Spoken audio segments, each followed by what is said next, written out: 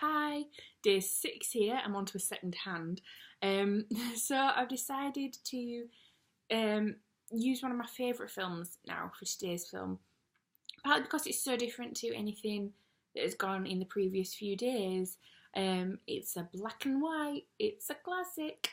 I am going to say that today's film should be Miracle on 34th Street.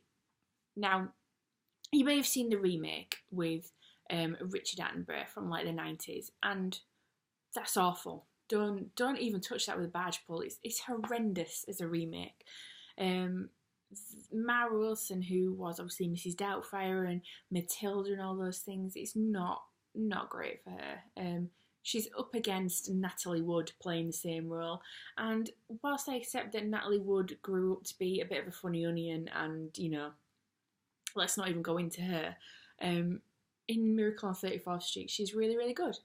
Um, yeah, so the proper Miracle on 34th Street, the late 40s version. I want to say 1947. I'm gonna go with it. It's a story about a man who is saying that he is Santa Claus and nobody's believing him. So it's kind of similar, I guess, in a way to Santa Claus in that sort of way. So it kicks off on Thanksgiving. Now, I wasn't aware of this until I watched the film, but apparently every Thanksgiving there's a big parade through New York from like Macy's, which is a really big department store. It's kind of like if Debenhams went through Oxford Street in London, I guess, or Selfridges did a parade through there. And they have floats, and they have balloons, and they have this, that, and the other. And kind of their pièce de résistance is they have Santa Claus on a sleigh, and it is their department store Santa. And you then go see him, obviously, in the department store with your children and ask him for whatever you want. Now, the Santa Claus that they have hired that year turns up absolutely mullered. Like, he rocks up 3 sheets to the wind, can't get on his sleigh. And a lovely little old man comes up and says, you can't go on like that. You're not using the whip right to get the reindeer going. There's a technique of it. You haven't cracked it. You've got to do this. You've got to do that. And Maureen O'Hara comes down, who is brilliant. I love Maureen O'Hara. She comes down and says, "Drunk Santa, you're fired. You cannot be on this float. Little old man with a beard who looks like Santa, congratulations, put on the suit. You'd do me a massive favour if you could do this one thing for me, and then we'll discuss if you want to be the department store Santa after that." And he says, "Perfect, I'm happy at that." Goes on the float, massive success. Everybody in the crowd loves him, cheers like Billy O, and he gets hired as the department store Santa. And Maureen O'Hara goes home to Natalie Wood, who's her daughter. She's divorced, she's a single parent, but she has this man across the hall that she's quite close with, looks after Natalie Wood, while she's at work or while she's having to go out on days where she wouldn't, normally work Monday to Friday or whatever. And there's kind of a bit of a, oh, are they, aren't they, together about them two, which more on that later.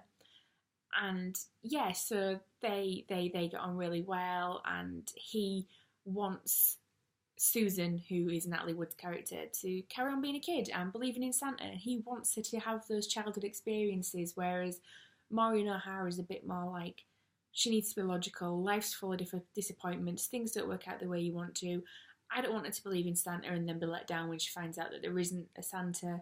Let's just have her not believe that there is any of this magic in the world, and then she won't be let down. Which I guess is fair enough and logical, but doesn't exactly make for a great Christmas spirit. So anyhow, he gets the job as the department Santa, and when he comes to doing his like assessments, like physicals and stuff like that, it gives the name Kris Kringle, and as his age, it says as old as my tongue, but not as old as my teeth. So they've no idea how old he is. He lives in this like retirement village. They say he's been there for donkey's years, under the name of Kris Kringle, which is another word for Santa. And he says, "No, I am the real Santa. That's why I'm so good at a department store Santa." But he starts doing radical things, like if parents take the kids in and they say, oh, I want this particular doll, and Macy's don't do it. Macy's wanting to say, but we do this version, and kind of flog their stuff. And he goes, well, if you go across the road to Gimbals, they've got it on at half price right now, and stuff like that. And the parents love it because they're like, brilliant, I'll go get that one thing from there, but do you know what, in future I'm coming back here because you see me right. And Mr. Macy's like, this fella's an absolute retail genius, we must keep him on at all costs. But he is a bit of a nutter, like he genuinely thinks he's Santa Claus. We don't really know how we can get on with that. And there's a stand by Santa, you know, there's a kid that does it at the homeless shelters and soup kitchens and all this kerfuffle down in New York that befriends Kris Kringle. And he believes that he's Santa because he's got such good Christmas spirit. And then he gets committed, does Kris Kringle, because he believes he's Santa. And people can't go around claiming that they're Santa, then they must be insane if that's the case. So anyhow, he gets committed, and the fellow across the hall from Maureen O'Hara is a lawyer, and he gets put on the case to appeal this and basically prove that Kris Kringle is not insane.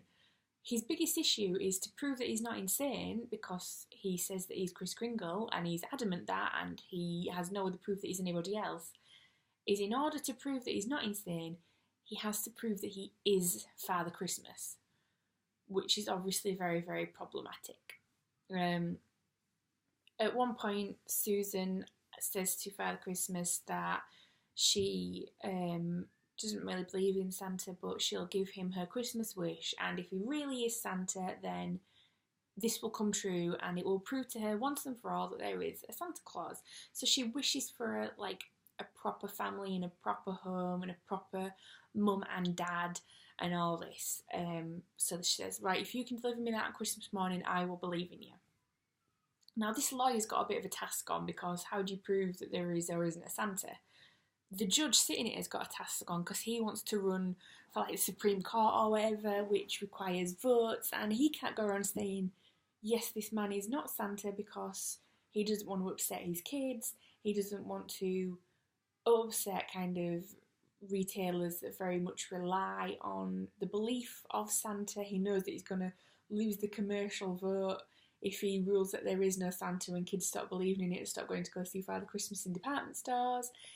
But by the same time, he can't rule that a man is Santa because everybody will be like, this judge is insane and it'll cost him his career. So he's in a bit of a quandary. He doesn't know what to do either. So yeah, they have all these testimonies in court on the stand from the prosecutor's son comes up and says, I believe that this man is Santa. I can point to this man and say this man is Santa. And I know this is Santa because my dad took me to see him at Macy's. My dad doesn't lie. He said he's Santa. And he's like, great, so now my kid's saying on oath that I've said this is Santa. So it's all a bit up in the air. And they're like, right, what we're not saying now is you need to prove that this man is Santa. We're not debating whether or not Santa is real. What we need to know is this man the Santa? We need definitive legal proof that he is who he says he is, and they don't really know what to do. And then one day during the trial on Christmas Eve, in the sorting office of the post office, a worker there gets a load of letters saying to Santa, care of such and such a court. And he says to his fellow workmate, oh, that's a new one. Normally they just say the North Pole. They're all in the dead letters office. Shall we remove some of these dead letters to this man, since we've got an address for him now, a forwarding address that'll clear our storage out, we'll get rid of him, solve us a problem. Brilliant. And his supervisor's like, yep, this is genius. Which is brilliant for the defence lawyer who's saying that he is Kris Kringle, because he then says in court, can I just clarify that the United States Post Office, it is a federal offence to deliver mail to the wrong person? And the judge says, yep, it's definitely a federal offence, the post office cannot do it. He says, so are you saying that the post office is enough legal proof that somebody is who they say they are? And he says, yeah. And he delivers him this one letter saying to Kris Kringle, care of whatever court. And he says, well, one letter isn't really proof, that could have gone there in error. And he was like, do you want to see some more? And it's a really famous scene that you've probably seen on clips if you've not seen the film, of mail workers walking in with bags and bags and bags of letters. And he's like, that is 50,000 letters. Is that enough proof for you that this man is Santa Claus? And he says yes, and the judge rules that Kris Kringle is the one and definitive Father Christmas. He is Santa, case closed, that man is Santa Claus. Brilliant. So he's now the most celebrated lawyer in the world. He's proved that a man is Santa Claus. This fellow's a genius. And they go to a Christmas party at the retirement home in the morning of Christmas Day, even though Santa's obviously really tired because he's had a busy night. And Susan gets all these presents, but she doesn't get the one thing that she wished for, so she's really mad. She's like, I don't care if they've ruled he's Santa. I now don't believe it, even though you've told me to be logical, and logic says if the court says it's true, I should believe it. I'm not going to be logical anymore. I don't want to believe this man's Santa. And as they're on the way home, Santa gives them some directions for a shortcut to get back to their apartment block, and they're driving past this street, and she suddenly just jumps out of the car, runs across, and it's this house, and it's the house that she's asked for. And she runs through the door, the house is empty and it's for sale, and Mum and the lawyer are there like, what on earth is going on? This is insane. They're kind of getting together at this point, and they look over to the fireplace, and it's Santa's cane sat by the side of the fireplace. Susan believes in Santa, they're together, they've got the house, she's got a family. That was her wish, she believes. And yeah, that's the end. It's brilliant. Everyone believes in Santa. Santa's got all the thing that she asked for most, and he's proved that he's the one and definitive Santa. What's not to love there? And I think the reason that I love that film is that it is such a classic. There aren't really any bells and whistles.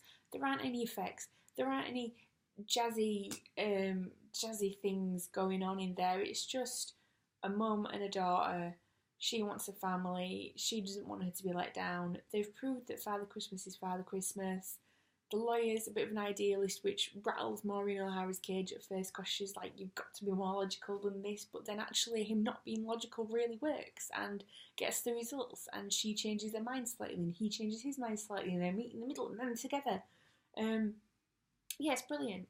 Don't watch the remake. It's bloody awful. It's a waste of 2 hours of your life. Watch the original. The original is an absolute blinder, and you can't go far wrong with that. Edmund Gwenn is the absolute definitive Santa. You will not see a man that looks more like Father Christmas. And Natalie Wood being sarcastic at first as Susan and going, yeah, of course you're Santa, I believe you, whatever. It's brilliant. It's one of those things where everybody changes their mind and suddenly it's Christmas and everything's okay because it's Christmas Day and we all believe. And I think that's what a Christmas film should be about. And I think Miracle on 34th Street is one of the ones that does it the best.